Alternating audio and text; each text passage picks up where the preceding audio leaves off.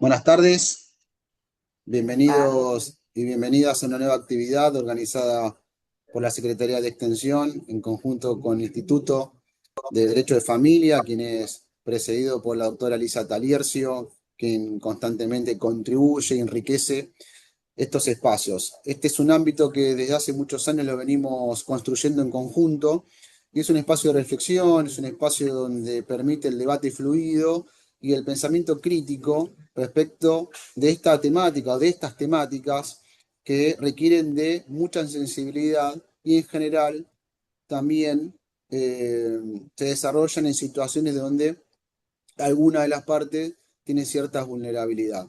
Es ahí en donde invitamos a especialistas, a destacados profesionales del derecho y también de otros ámbitos para que nos contribuyan y nos transmitan los conocimientos académicos y también de formación profesional, de la experiencia que tienen en sus trabajos y en el rol que cumplen muchos de los invitados en su profesión. Antes de cederle la palabra a Alicia Taliercio, como les comenté antes, que es la directora del Instituto de Derecho de Familia. Quería recordarles a todos y a todas que esta es una exposición que va a constar aproximadamente de 40 a 50 minutos. Luego, el doctor Emiliano Hereda, a quien también le agradecemos por estar constantemente en estos espacios, le va a leer las preguntas al invitado del día y las va a responder. También recuerden que en el chat vamos a dejar alojado un link donde todos ustedes van a poder ingresar y completar sus datos para poder recibir el certificado de asistencia a esta actividad. Gracias por participar, gracias por enriquecerse y por capacitarse constantemente en estos espacios. Y bueno, como siempre lo digo, gracias Alicia por estar con nosotros ya desde hace muchos años en la facultad y por supuesto con la Secretaría de Extensión en pos de fomentar y de mejorar estos espacios cotidianamente. Así que bueno, Alicia, te escuchamos atentamente, te cedo la palabra.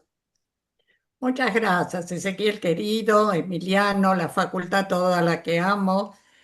eh, y a todos y cada uno de ustedes lo voy a decir siempre que cada lunes nos acompaña en esta tarea que es tan hermosa, que es enriquecernos mutuamente, es tratar de llevar a reflexiones en cuestiones que nosotros tenemos que vivir constantemente, como son los temas de familia. Para mí es un orgullo presentar hoy al doctor Diego Ortiz. Ustedes saben que ya vino muchas veces a esta casa, es muy querido y lo vamos, no solo hoy, va a seguir siendo invitado. Y Diego, yo voy a hacer un breve resumen de su amplísimo currículum.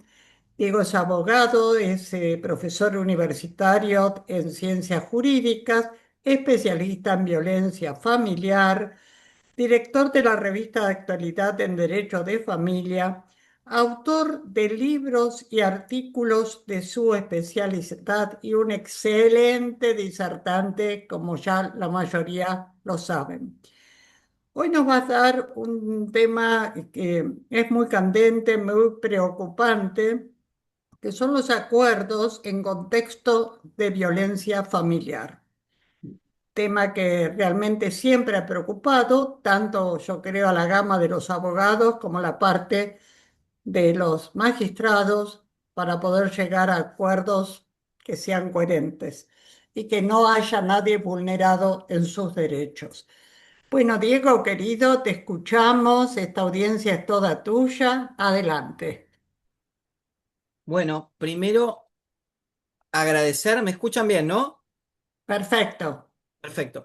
Primero agradecer a Alicia la invitación, la verdad, y el agradecimiento va obviamente de la mano de un pedido de disculpas porque yo el año pasado quería saludarlos al final del ciclo con una charla, con una clase que no se pudo dar, fecha va, fecha viene, pero la verdad que me quedó ese sabor amargo de no poder saludarlos el año pasado, que bueno, en realidad uno tiene la agenda de actividades que se va todo el tiempo sumando, sacando y turnos médicos y todo lo demás, así que no pude saludarlos el año pasado, pero bueno, me alegra poder compartir este mes de marzo esta charla de un tema tan específico, ¿no? A mí me gusta cuando charlamos con Alicia y me dice, bueno, Diego, elegí el tema, ¿no? Y cuando uno elige el tema es como si cuando uno va a un tenedor libre, ¿vieron? Cuando uno va a un tenedor libre yo me tiro encima de la parte de los fiambres, después le doy al menos ensalada, después como todo. Y digo, no acuerdos en contexto de violencia económica, ¿no? Entonces, por supuesto, después fuimos perfilando el título, pero yo no quería dejar, obviamente les agradezco a todos ustedes que están, pero me apuro para dejar espacio para las preguntas y las reflexiones finales, pero yo decía siempre, bueno, ustedes saben que soy abogado que se especializa en violencia, ¿no? Yo soy especialista en violencia, recibido en el posgrado especializado en violencia familiar de la UNSA. Entonces, por supuesto que mi postura va a ser que frente a una situación encuadrada como violencia de género en su modalidad familiar de tipo económica, el acuerdo no es acuerdo, porque no es fruto de la libertad, no es fruto de la voluntad de ambas partes. Las partes no están en la misma posición negocial, sino que las partes, por supuesto, hay una posición netamente desigual, indubitablemente desigual. Entonces, por eso yo planteaba ese título de no acuerdo, ¿no? Por supuesto, era lo primero que quería aclarar, porque si no, más de uno, más de una, más lo de la temática, ustedes saben, los de la temática son terribles, ya los conozco a todos, son todos amigos y amigas, van a decir, Diego, ¿cómo? ¿Me estás diciendo que hay un contexto de violencia y estás propulsando un acuerdo? Esto también era importante tratar este tema específico, ¿no? Que también cuando lo llaman, uno va a los cursos, escucha charlas por internet, jornadas, congresos, participa. Ahí tengo algunas amigas catamarqueñas, les mando un beso grande. Ahí a la doctora Bocio, a mi amiga Eli Salas, un beso gigante, el esfuerzo que está haciendo también por toda su tarea. A toda la gente amiga que está ahí, estoy viendo cantidad de gente amiga, un beso grande. Yo decía, bueno, vamos a tratar un tema tan específico, tan pulido, pero yo esta vez sí les tengo que llevar a los colegas, amigos, material. Entonces lo que yo traje acá es no solo opinión de uno de que está hablando como profe, sino le traje también fallos específicos sobre el tema de los acuerdos en contexto de violencia de género económica, de violencia de tipo económico. Así que el PowerPoint, después vemos cómo se lo hacemos llegar, o se lo mando a Ezequiel, a Alicia, o a Ariadna, o yo mismo se los hago llegar. Quédense tranquilas, les va a llegar ese material, ¿sí? Recuerden que cuando yo pongo un fallo en el PowerPoint, no toco el fallo. El fallo queda como está. Lo que sí que recorto algunas que otras citas doctrinarias y demás, pero el fallo queda como está, porque uno obviamente accede al contenido del fallo y a la interpretación judicial que hizo de ese caso, ¿sí? Bien, avanzamos. Ahí hicimos todas las aclaraciones parroquiales. Vamos a hablar de acuerdos, vamos a hablar de violencia económica, vamos a hablar de recursos, vamos a hablar de violencia en el marco de una pareja también, ¿no? De tipo económica. ¿Qué te parece si te doy una parte ahora y el resto en cuotas? El amor no se negocia, Rubén. Así que bueno, empezar un poco también a descontracturar un poco el tema con con alguna historieta de Tute. Me gustaría tener una relación sexoafectiva con vos. ¿En qué proporciones? ¿No? El tema del acuerdo en la pareja constante, ¿no? Es algo, esa conversación constante en la pareja, ¿no? Que también incluye cuestiones afectivas y cuestiones patrimoniales y cuestiones económicas, ¿no? No se separan las cuestiones económicas o patrimoniales muchas veces las cuestiones afectivas. Hay una película que es muy interesante que está en YouTube, es una película más de televisión, que se llama Amor y Deudas, ¿no? Es una familia que de a poco se va desmoronando a medida que el padre pierde su trabajo, ¿no? Es una película muy sencilla, interesante toda la gente que está presente, más de 114 personas, así que para mí es un orgullo. Eh, Amor y Deudas habla de eso, ¿no? ¿Qué pasa en una familia? ¿Qué pasa en una familia o en una pareja cuando los recursos faltan? Cuando ya las cosas que antes se venían dando, porque, bueno, la persona trabaja fuera del hogar y la madre que trabajaba dentro del hogar, ¿qué pasa con esos recursos? ¿No? Busquen esta película, la van a encontrar en YouTube, seguro. Son películas de televisión. por ahí no son por ahí de su agrado, pero son películas fáciles de trabajar. Hay un artículo de Tabibi y Giraudo que planteaba que cuando daba el concepto de violencia, hablaba de coacción física o moral que una parte ejerce sobre otra, ¿no? Con el objeto de que éste preste su consentimiento para la celebración de un contrato que por su libre voluntad no hubiese otorgado. Se refiere que en términos jurídicos es la coerción que por distintos medios se emplea sobre una persona para obligarla a ejecutar un acto que no tenía dispuesto a realizar. Es en el vicio de la voluntad que excluye la libertad. Entonces ya con esta cita pequeña estamos diciendo que por supuesto que vamos a meternos con los vicios de la voluntad, ¿no? Con los vicios de ese discernimiento, intención y libertad necesarios para perfeccionar el acto. Entonces, si hablamos de violencia como vicio de voluntad, si hablamos de dolo también, y si hablamos, van a ser generalmente la violencia va a ser el vicio protagonista para poder hablar de este tema, ¿sí?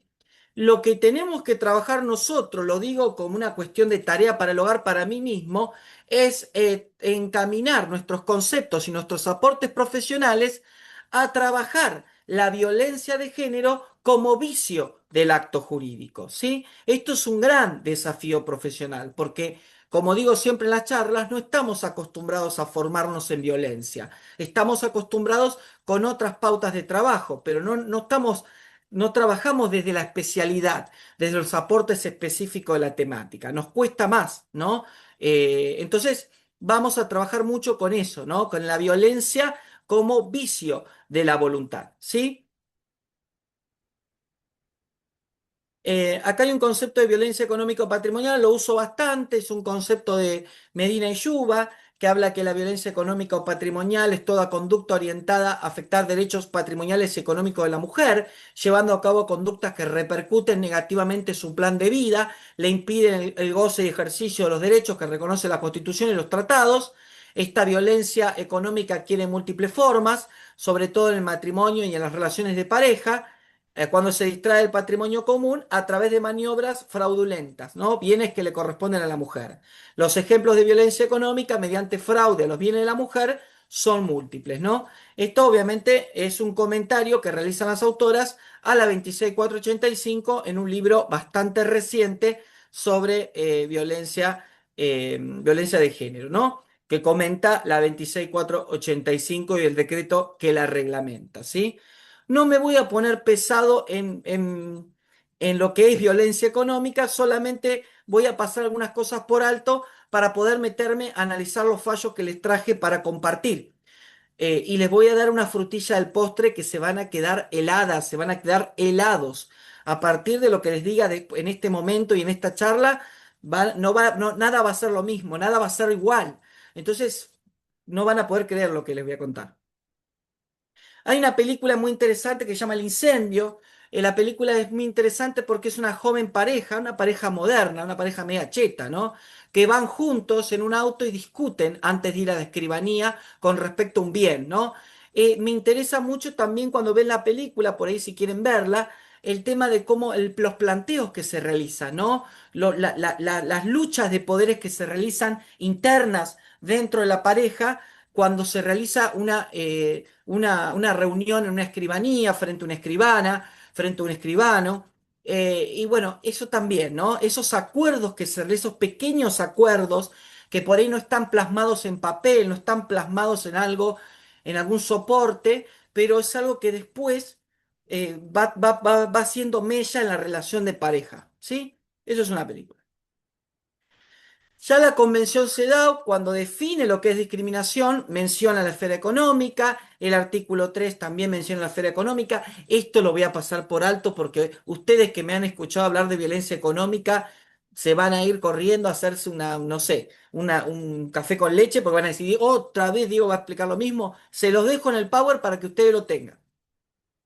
Bueno, obviamente artículo 15, punto 1 y punto 3. Punto 1, 2 y 3.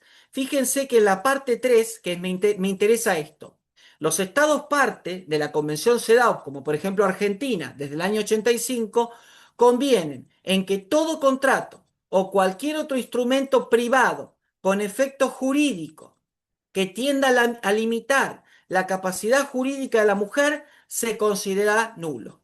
Entonces uno se pregunta, ¿de qué manera puede limitarse la capacidad jurídica de la mujer, ejerciendo un acto de violencia de cualquier tipo, psicológica, verbal, ambiental, física, económica, sexual? De esa manera podría limitar la capacidad llevándola a otorgar un acto cuando en realidad, fruto de su propia voluntad, no lo quiere hacer, no está de acuerdo, está coaccionada por el momento en el cual es llevada a realizar ese tipo de contrato y a otorgar ese tipo de actos, ¿sí? Fíjense, esto es 1979. Ya en 1979, un artículo 15.3 planteaba este tema. Ya el artículo 15.3 planteaba este tema. O sea que el tema que acá charlamos no es un tema nuevo. Como siempre digo también, es un tema de reinterpretación constante, ¿sí? ¿Me van escuchando bien? Que me diga sí o ¿me escuchan bien? Porque yo no los Sí, veo a ustedes, estoy sí, viendo el Power, perfecto, se ¿sí? escucha. Perfecto, Ya perfecto, gracias, perfecto. gracias, gracias, gracias. Porque un día en pandemia, ya les dije, se habían ido todos, yo, era las 11 de la noche, yo seguía hablando, y imagínense que uno aprendía a usar el Zoom. Yo seguía hablando, hablando, hablando, ya a las 9 de la noche la gente se había ido. Eh, Recomendaciones generales del Comité de la CEDAW. Recomendación 21 de la CEDAW, vieron que voy un poco al grano, que habla de igualdad de matrimonio y las relaciones familiares, plantea la obligación de reconocer a la mujer iguales derechos para concertar un contrato y administrar un bien. Hasta ahí quedamos. Este derecho de la mujer a la propiedad, administración y disposición de bienes es fundamental para que ella pueda tener independencia económica, ¿no? Hay mucha, esto obviamente esta convención no es solo para la República Argentina, sino también para otros países del mundo, por supuesto, no es solo para Argentina y también valorar que del consentimiento libre que debe prestar la mujer cuando celebra contrato, cuando concerta algún contrato o cuando administra algún bien. La 26485 tiene todos estos artículos, pero obviamente yo tengo que decir este artículo. Como abogado del diablo tengo que decirlo, porque si no van a decir ustedes a Diego se le pasó este artículo. Artículo 28 de la 26485 se prohíbe cualquier audiencia de mediación o conciliación, pero el artículo 28 no está diciendo que se refiere solamente al procedimiento de violencia familiar. O sea que el artículo 28 podría ser utilizado en diferentes procesos civiles y comerciales e incluso en procesos penales. El artículo 28 fue generado como una respuesta a dar un freno a las negociaciones que se hacían en contexto de violencia, a los intentos de acuerdos o propuestas de convenios en un contexto de violencia de género, ¿no? De tipo física, económica, psicológica y demás. Este artículo 28 genera una discusión muy grande, la idea es no llegar a esto ahora, pero bueno, sabemos que hay gente que habla de las posibilidades de la mediación en violencia familiar, algunos hablan de mediación en violencia de género familiar, otros hablan de la inadmisibilidad, pero bueno, insisto, mi postura como especialista en la temática tiene que partir de esa premisa, ¿no? De no permitir que se celebre un acuerdo cuando está realizado en un contexto de violencia de género familiar de tipo económica, que es el tema que me convoca. Recomendación 29 de la CEDAW, que es la que convierte al artículo 16, habla de consecuencias económicas del matrimonio, las relaciones familiares y su disolución. ¿Qué es importante de esta recomendación? Primero que parte de la Convención CEDAW, que el artículo 16 crea el Comité de Expertas de la CEDAW y una de las recomendaciones generales de ese comité es la 29. Segundo, que habla de un tema específico, consecuencias económicas del matrimonio. O sea, que habla también de esa violencia que puede surgir de las surgir a raíz de las consecuencias económicas del matrimonio, las relaciones familiares o su disolución. Esto en criollo significaría que podría plantear violencia económica en un proceso de fondo en el cual se discute la calificación de un bien, la liquidación y de un régimen de comunidad y demás. puse una película interesante, Dolores Claiborne, en donde la mujer se disuelve el vínculo, va al banco y trata de sacar el dinero del banco. Pero el del banco, el empleado bancario, le dice que es imposible sacar la plata porque ya la plata la había sacado su pareja. Como era el hombre de la pareja, por supuesto, estamos hablando de una claramente violencia simbólica, le dieron toda la plata a él. Entonces huyó con todo el dinero que había ahorrado toda su vida. Y bueno, vean la película. Huyó entre comillas, no voy a decir nada más. Bueno, esta recomendación 29 que recién mencionaba decía que la familia, más allá de ser una institución social y jurídica, es económica. Esto es importante también porque los estados deben garantizar que a ambos cónyuges igual acceso a un bien matrimonial e igual capacidad para gestionarlo, ¿no? Deberían velar porque los derechos de la mujer en materia de propiedad, adquisición, gestión, administración y goce de bienes privativos o no matrimoniales sean iguales que los del hombre, ¿no? Bueno, esto es interesante. Les queda acá los párrafos específicos que elegí para la clase de la charla, perdón, de hoy. Hace un tiempito nomás sale un fallo correntino, bastante pionero, del doctor Edgardo Frutos. Lo que voy a comentar es esto de este fallo. Era un fallo en el cual el juez resuelve declarar la nulidad de un acuerdo por haberse celebrado en un contexto de violencia de género, ¿no? Entonces el Tribunal Superior de Justicia de Corrientes entendió que hubo violencia económica en la relación de pareja y me llamaron del diario Tiempo Judicial para que comente el fallo. Lo que plantea el fallo que, en este caso, la Corte Suprema de Corrientes decreta la nulidad de un acuerdo de división de bienes que no favorecía económicamente a una mujer quien padecía violencia de género sistemáticamente. Además, impuso la creación de un nuevo acuerdo de división de bienes que contemple la masa ganancial de la actividad comercial que llevaba el ex esposo de la mujer que había sido omitida de manera deliberada.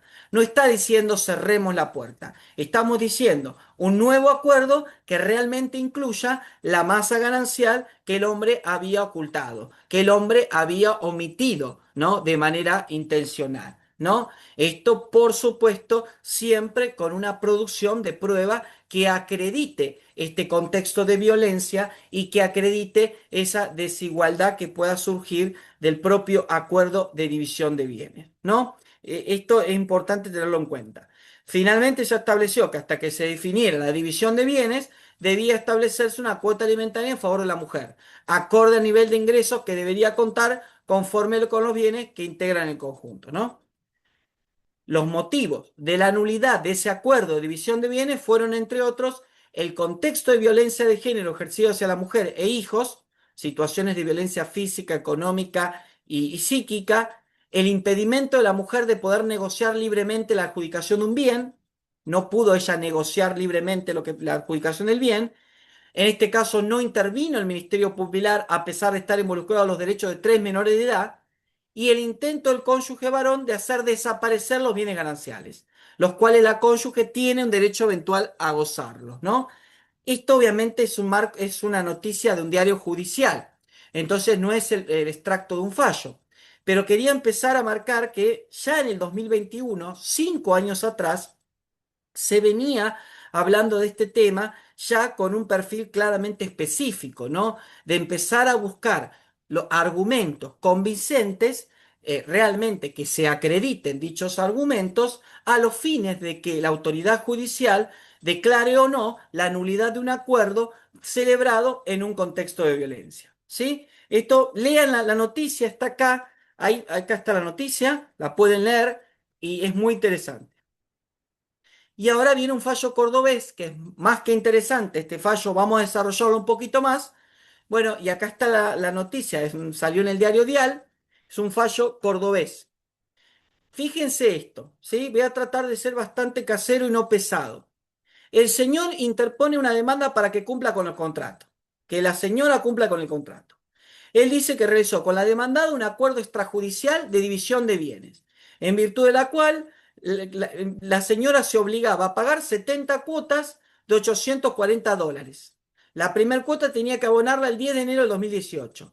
Pero en abril de 2021 este señor recibe una carta documento de ella que le dice que va a dejar de pagar y que ella va a pedir la nulidad del acuerdo. El señor dice, ¿qué nulidad? No, yo quiero que el acuerdo esté libre, que el acuerdo esté vivo. Solicita la homologación del acuerdo. El acuerdo dice que las partes manifiestan que los bienes que integran la sociedad conyugal se enumeran así. Mejoras realizadas en la casa ubicada en la calle X, el cual es un bien propio de la señora. El señor hizo mejoras, pero el bien propio es de la señora, por un valor de 2 millones de pesos, el valor del bien inmueble, ¿no? Este rubro se liquida de la siguiente forma. El señor propone de esta manera, ¿no? El señor propone que se le pague las mejoras de esta manera. 70 cuotas iguales de $840.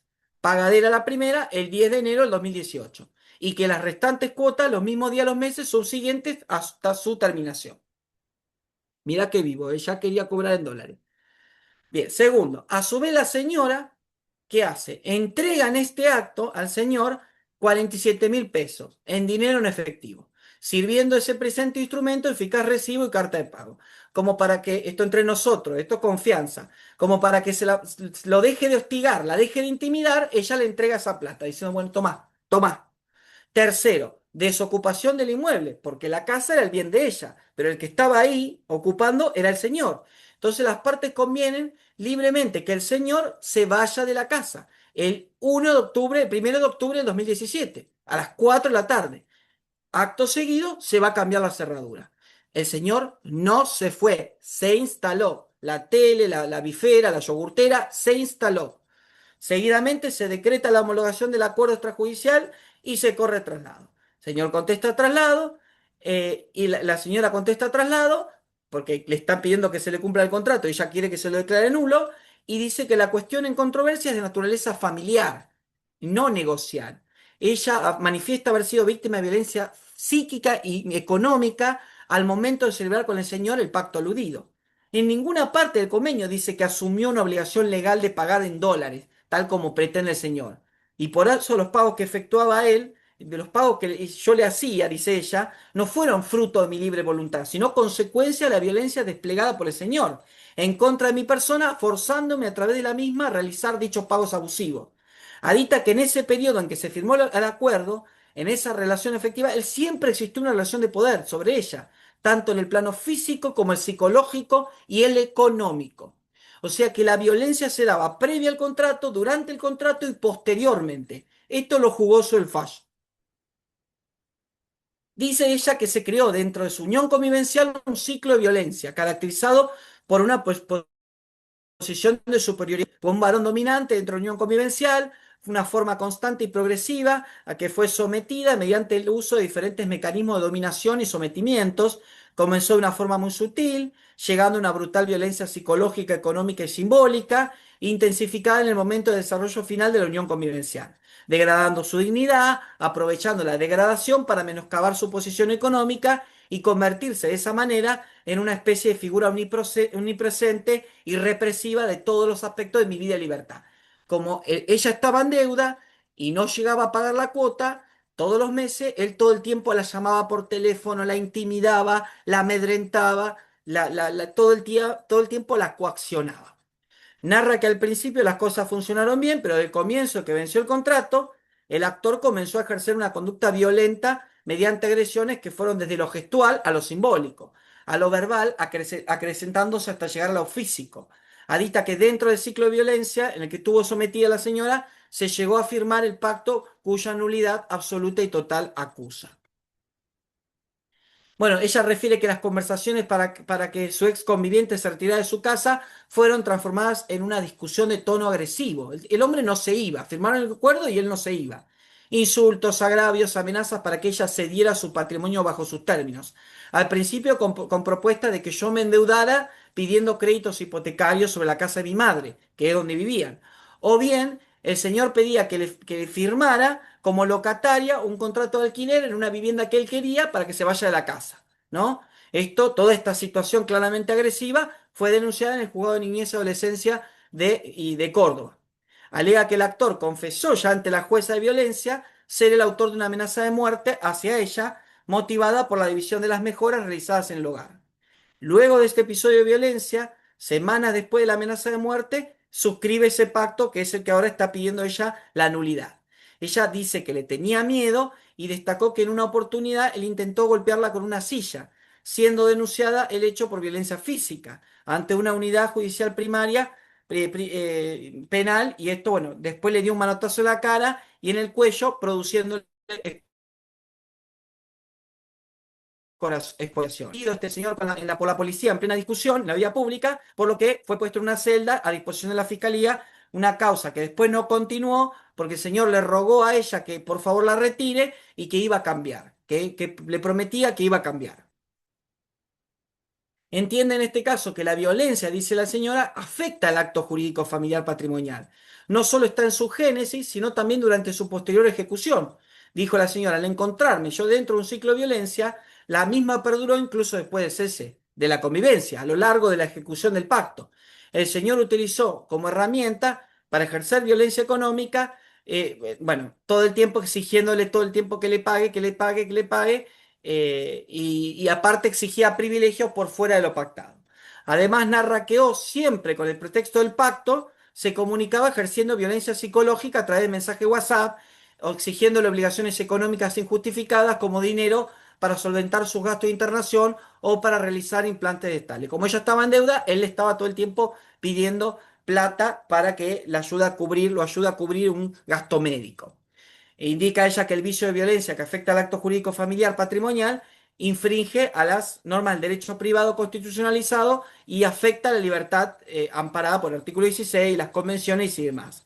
Y explica que este convenio viola el orden público, pues tanto en su génesis, en su inicio, en su origen, como en su ejecución, se ha desplegado en un contexto de violencia de género. Esto es el fallo mismo, no son opiniones mías.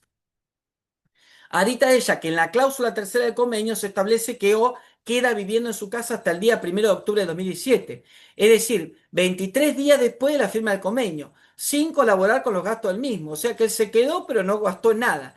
Además, utilizó esos 23 días para desmantelar el departamento, lo vació, ya que como se hace constar, llegó a desmontar dos equipos de aire acondicionado que estaban instalados ahí, sacó dos equipos de aire acondicionado, se los llevó.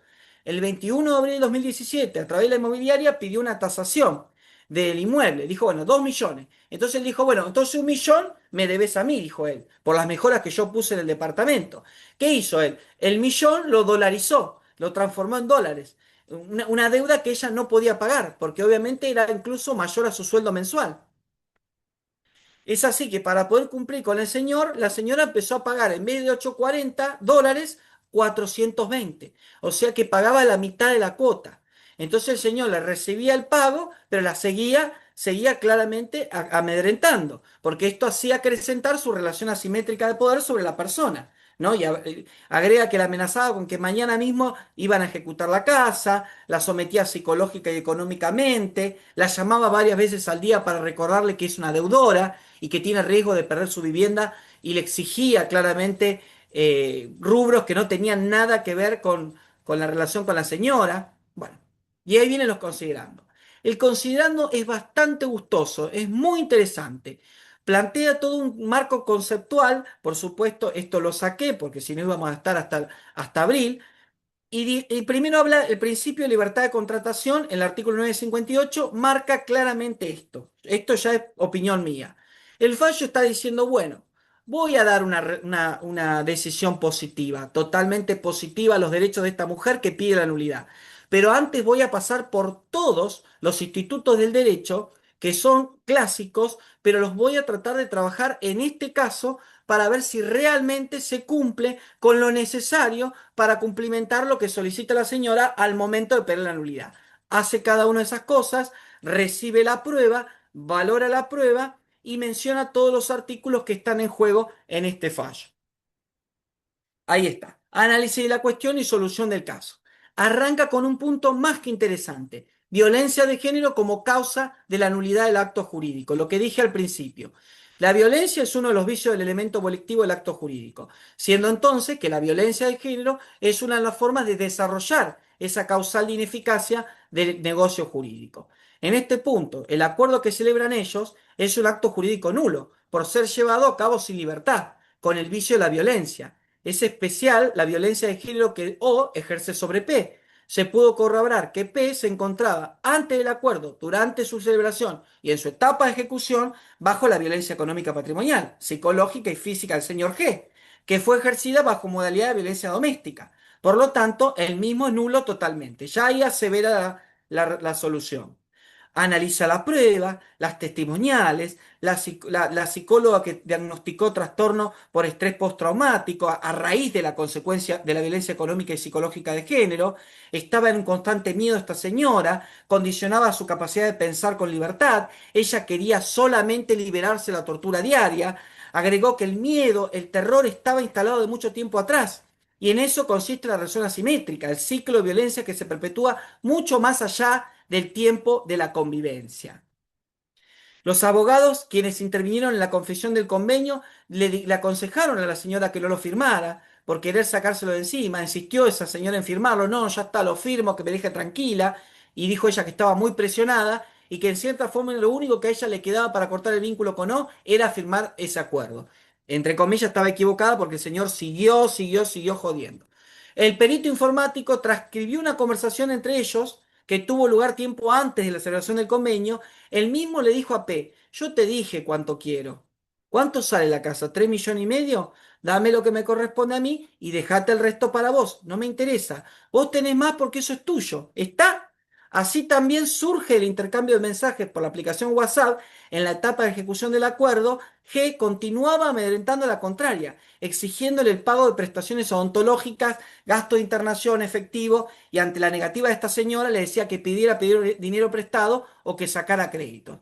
En conclusión, dice el fallo, la violencia de género psicológica, económica y patrimonial de modalidad doméstica de parte del señor quedó acreditada. Además, no hay duda que la misma se desarrolló durante el periodo anterior a la celebración, al momento de la suscripción y luego durante la etapa de ejecución del acuerdo. Y mete después la figura de la lesión.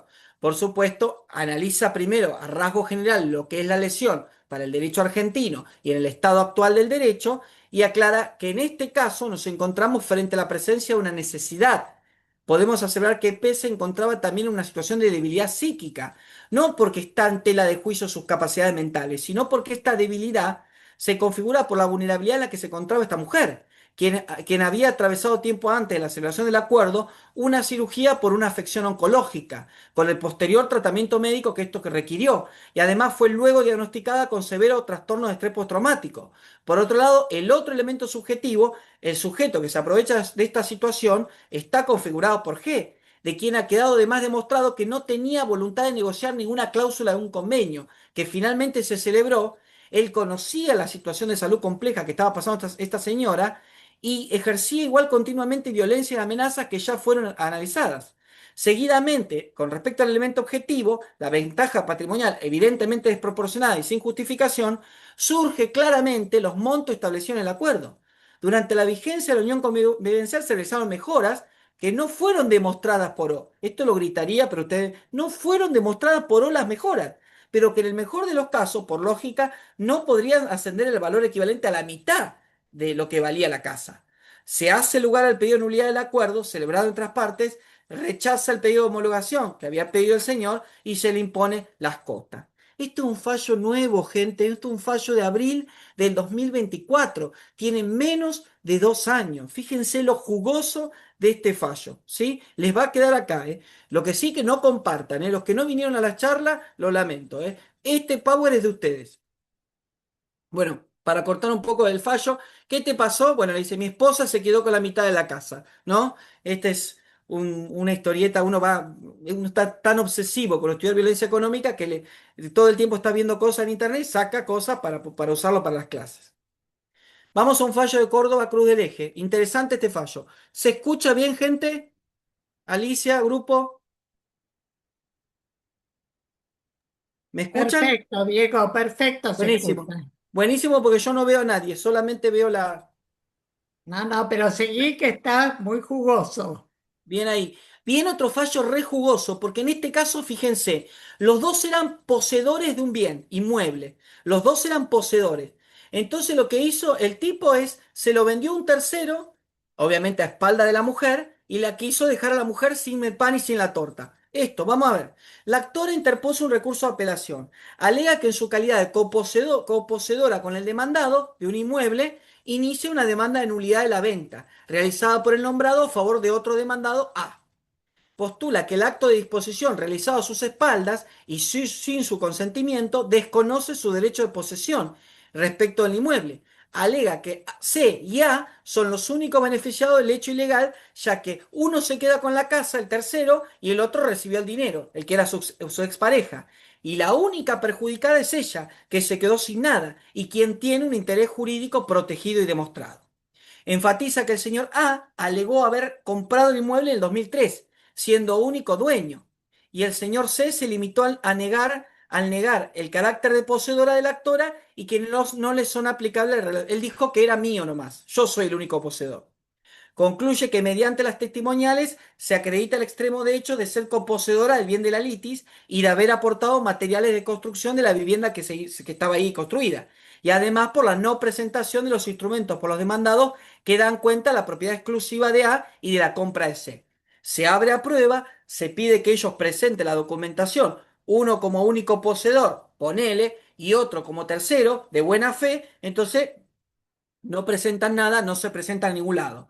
Deriva de esto que la jueza debió haber dado por confirmado su derecho de posesión y que los demandados actuaron de mala fe, por lo que se ocupa el bien en base a un título nulo, porque para validar la compra que hace en apariencia con A, que no es el único dueño, también estoy yo, la mujer, debió contar con el consentimiento expreso de la actora en su calidad de coposeedora, ¿no? Ahí utilizan el articulado, este vicio es congénito el acto de compraventa, fulminando el acto con nulidad.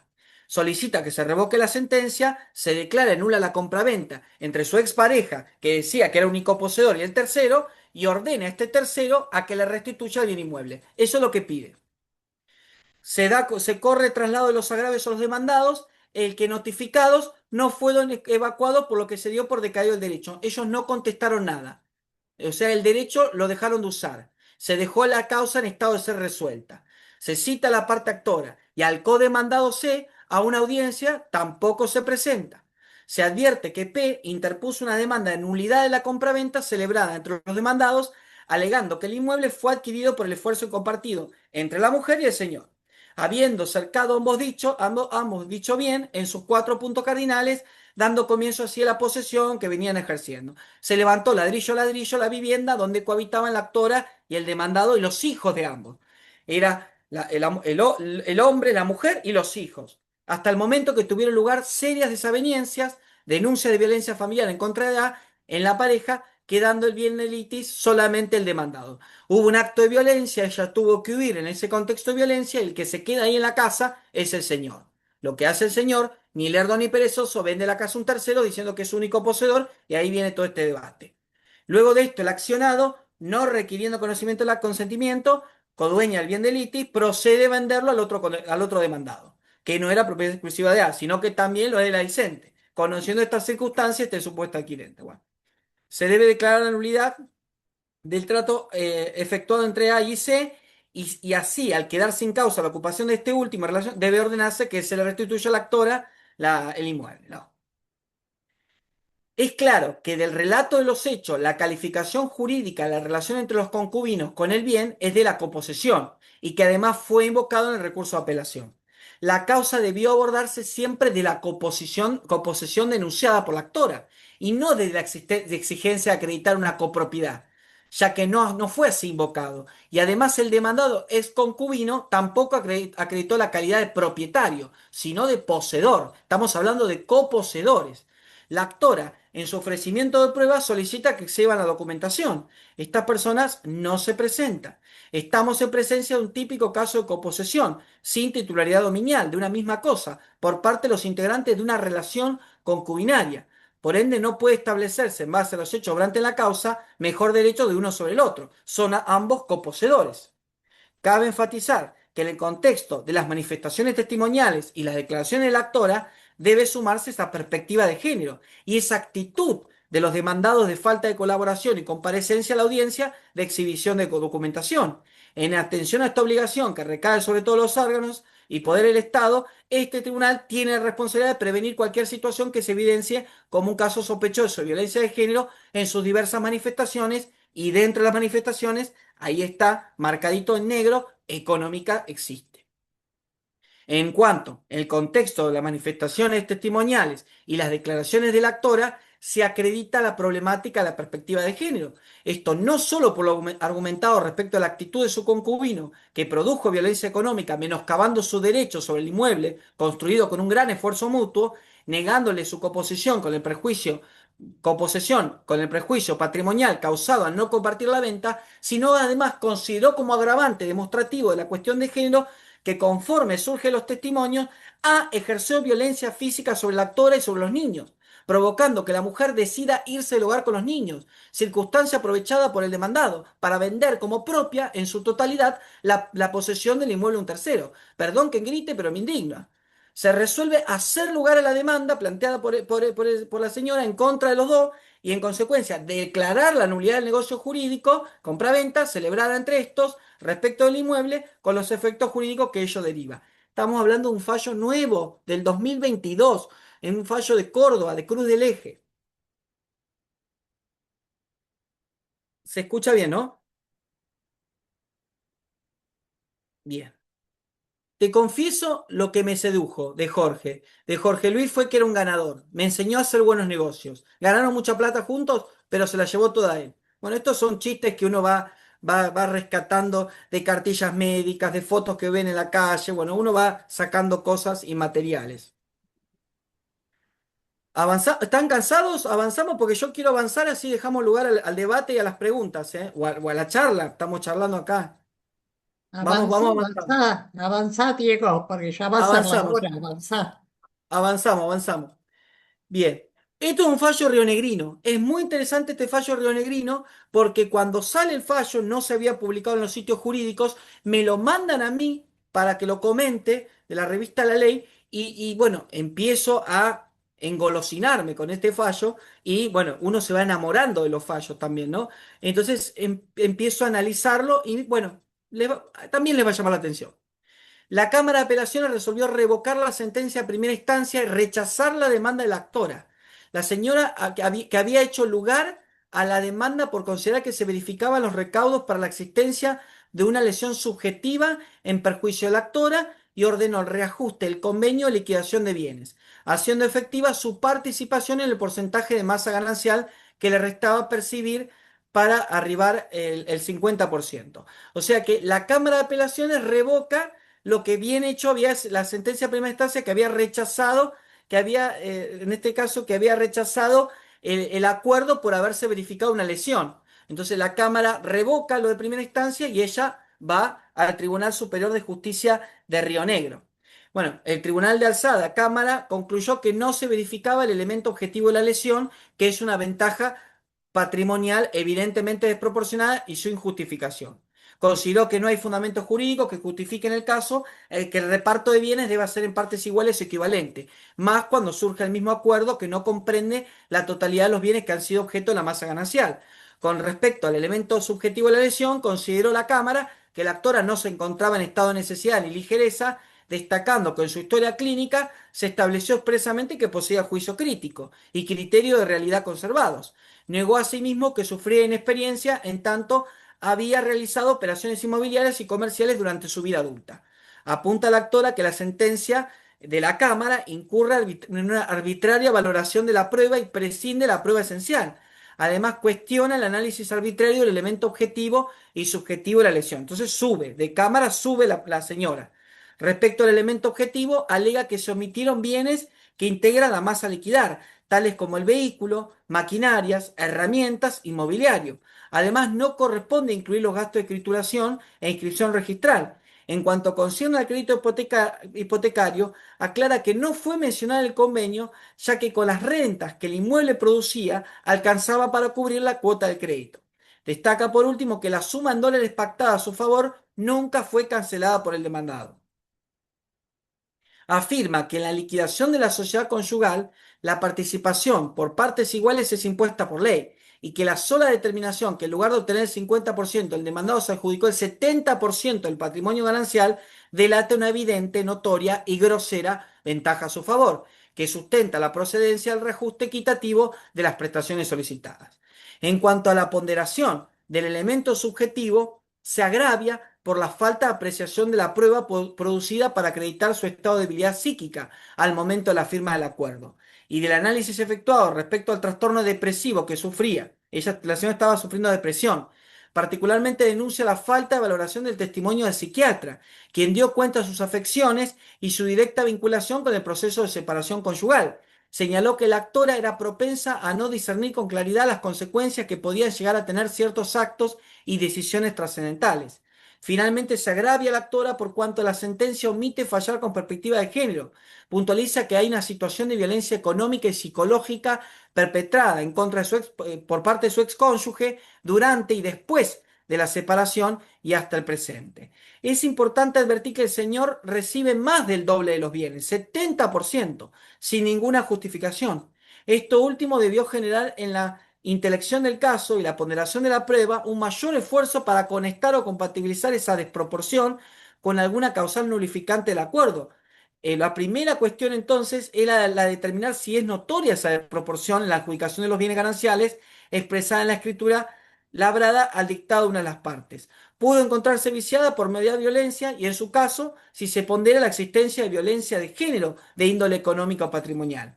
Luego, si además de dicha violencia, también se advirtió que una de las partes explotó la necesidad, ligereza y experiencia de la otra, como producto de la violencia señalada en el primer párrafo, se facilitó la explotación aprovechando la ligerencia o experiencia que señala.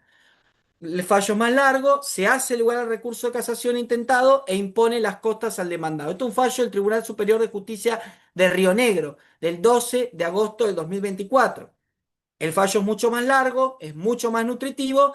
Acá está el artículo, yo escribí un artículo que se llama La interpretación de los no acuerdos en contexto de violencia de género familiar económica, que salió en abril del año pasado, ya va a tener un añito, y cualquier cosa, este artículo yo se los puedo buscar, se los puedo ahí ver, pispear un poco y veo si se los puedo mandar.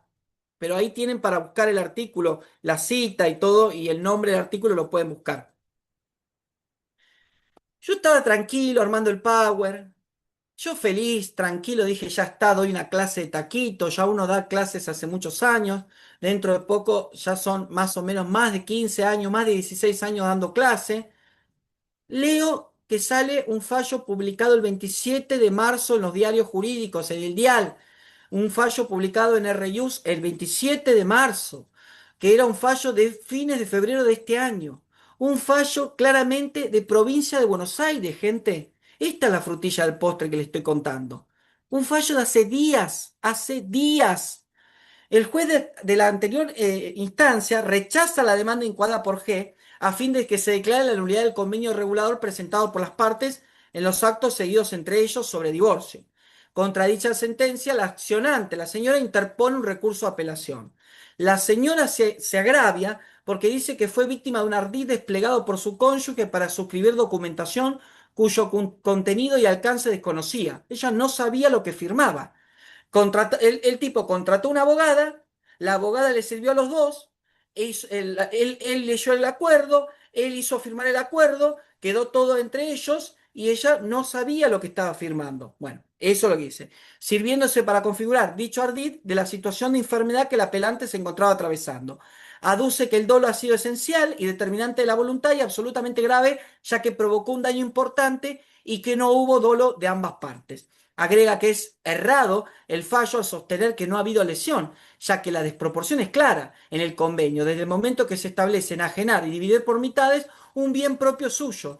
Un bien de ella en el convenio figura para que ser partido por mitades, para que ser partido. Refiere que el artículo 6 de la Convención sobre los Derechos de las Personas con Discapacidad establece una especial protección para la mujer con discapacidad por su doble condición de vulnerabilidad. Destaca también que se omitió tener en cuenta la violencia económica sufrida por la actora. En su réplica, el accionado dice que la actora no solo no demostró cómo se configuró el ardid o engaño que da lugar al dolo, sino que además dio cuenta del perfecto y detallado conocimiento y entendimiento que sobre el documento suscripto tenía y tiene. afirma que no puede dar cuenta de un desequilibrio emocional y trastorno psíquico al momento de suscripción del convenio, de tal magnitud que le impedía comprender el alcance del acuerdo. Señala que el convenio, a la fecha, es perfectamente válido, dice el señor, indica que no hay lesión y agrega que la pericia permite concluir que no resulta posible sostener científica y médicamente que al momento de la firma del convenio la actora no comprendía acabadamente el alcance del mismo y que no consta en autos certificados de profesionales psíquicos o psiquiátricos que daten de la fecha de firma del convenio, agosto de 2021. Desestima la discriminación y violencia económica alegada por la actora. Esto lo dice el señor. La actora reclama la nulidad por vicio de voluntad y del acto jurídico en la suscripción del convenio. Sostiene que en el convenio se estableció que el inmueble, asiento del hogar conyugal, bien propio del accionante, sería enajenado y distribuido a su precio, que el único bien ganancial que poseían, que era el auto, Volkswagen modelo, permanecía en posesión del señor y la titularidad registral estaba a mano de la señora y que la única compensación que se establecía en su favor fue el usufructo de la vivienda conyugal ubicada en la calle tal que es bien propio de la actora, por el plazo de 2 años, más la cobertura médica de IOMA y coseguros médicos complementarios del Sindicato de Salud Pública de Provincia de Buenos Aires y demás.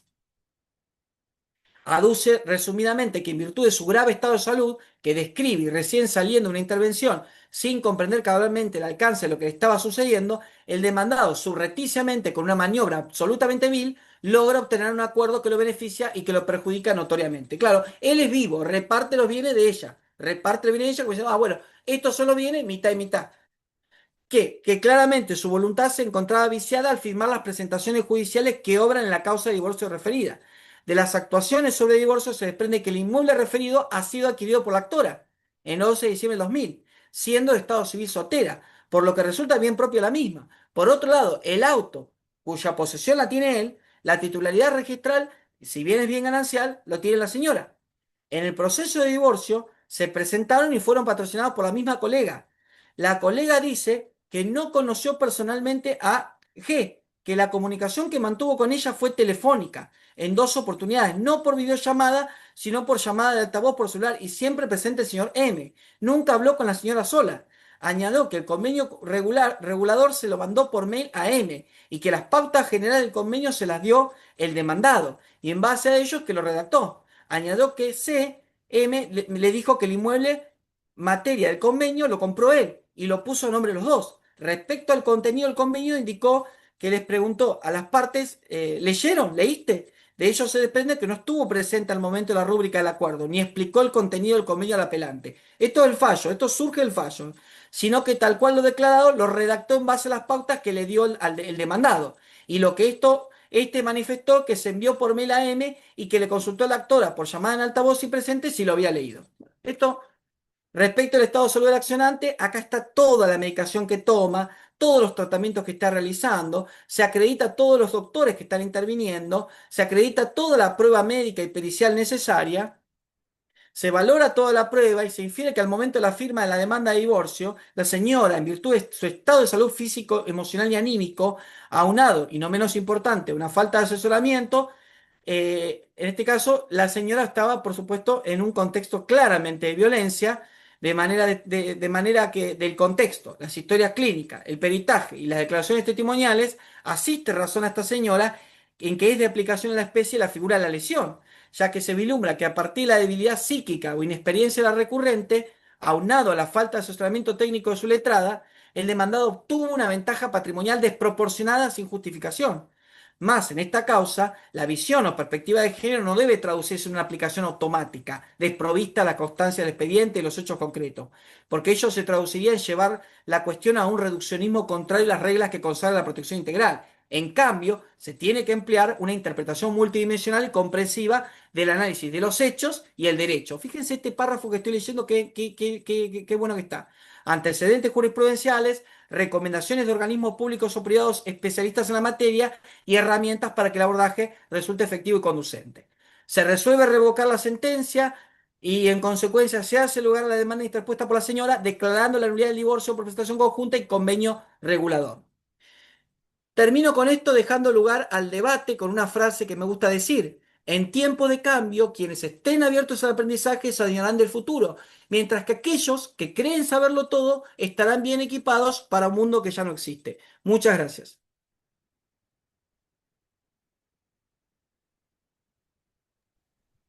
Excelente, como siempre, muy querido Diego. Realmente importantísimos los fallos. Eh, yo no sé, Emiliano, si hay alguna pregunta. Yo voy a hacer un pequeñísimo comentario de algo que viví en el juzgado. Emiliano, Sí, ahora estoy justo, estaba atendiendo gente, porque estoy acá en la oficina. No, no hay preguntas. Muchos aplausos, muchos agradecimientos. muchos. Si alguien quiere levantar la mano y hacer una pregunta, pero ahí lo ve, lo ve Diego que está explotando de aplausos, pero no, no hay ninguna pregunta. Gracias a ustedes, por favor. Yo preparé con mucho cariño esta clase para ustedes. Alicia lo sabe muy bien. Cada clase es distinta y les voy a mandar el PowerPoint con todos los fallos, con todo eso. Quédense tranquilos, eso ya lo saben. Sobre el tema Porque, del PowerPoint, a partir de mañana, porque capaz que lo entregas hoy y mañana que lo pidan por el mail, porque preguntaron mucho. perfecto, A partir de perfecto. mañana, por el mail por el mail que se inscribieron, por ahí, por los que Sí, no sí, saben, los nuevos, sí, sí. Fíjense lo, Perfecto. fíjense lo interesante de los fallos que recorrimos. Obviamente pasamos por varias provincias. Y fíjense el fallo que salió hace el 27 de marzo se publicó. Estamos hablando hace 3 días, gente. Era un viernes.